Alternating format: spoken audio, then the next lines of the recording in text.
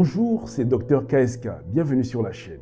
Lorsqu'on parle de santé masculine, on pense souvent au cancer de la prostate. Pourtant, il existe deux autres cancers importants, souvent méconnus.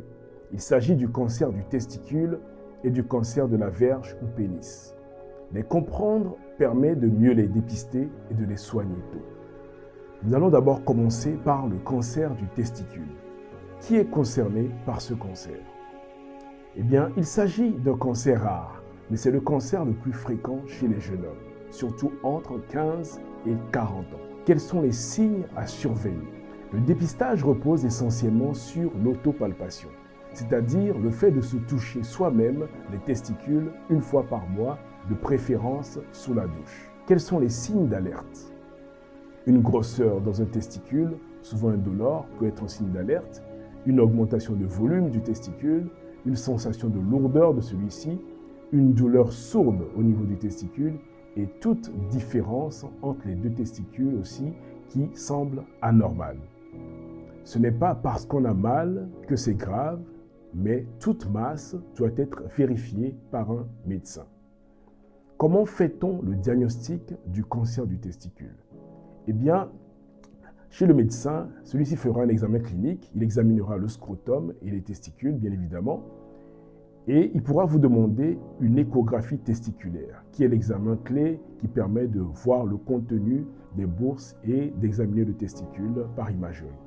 Il pourra vous demander aussi une prise de sang qui permettra de rechercher des marqueurs tumoraux et, si nécessaire, demander d'autres examens complémentaires. Plus le diagnostic est posé tôt et plus les chances de guérison dépassent 95%. Nous allons maintenant parler du cancer de la verge ou du pénis. Qui est concerné? Eh bien, c'est un cancer rare, mais il est plus fréquent en Afrique à cause de plusieurs facteurs. À cause des infections sexuellement transmissibles, surtout celui à l'HPV, Human Papilloma Virus. Le tabagisme aussi peut être un facteur de risque. Le manque d'hygiène intime peut être un facteur de risque également. La présence de phimosis, c'est-à-dire d'un prépuce trop serré, peut également être un facteur de risque. Et l'absence de circoncision également peut être un facteur de risque dans certains contextes sanitaires. Quels sont les signes à surveiller?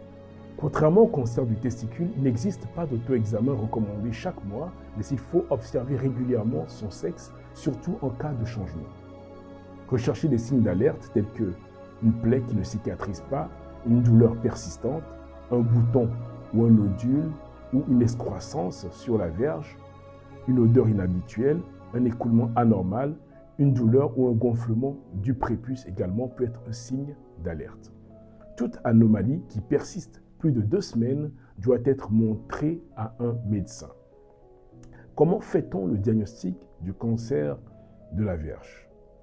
Eh bien, le médecin fera l'examen clinique du pénis et du prépuce. Il pourra vous demander une biopsie, c'est-à-dire un prélèvement d'un petit fragment de la lésion pour l'analyser. Et si besoin, des examens complémentaires qui permettront d'évaluer l'extension de la tumeur. Plus le cancer est diagnostiqué tôt, plus les traitements peuvent être conservateurs, c'est-à-dire sans ablation totale du pénis. Pourquoi le dépistage précoce est essentiel? Pour le cancer du testicule, l'auto-examen permet de découvrir la maladie très tôt et les taux de guérison sont excellents. Pour le cancer de la verge, repérer une lésion dès le début permet d'éviter des traitements lourds. Dans les deux cas, ignorer ou avoir honte retarde le diagnostic.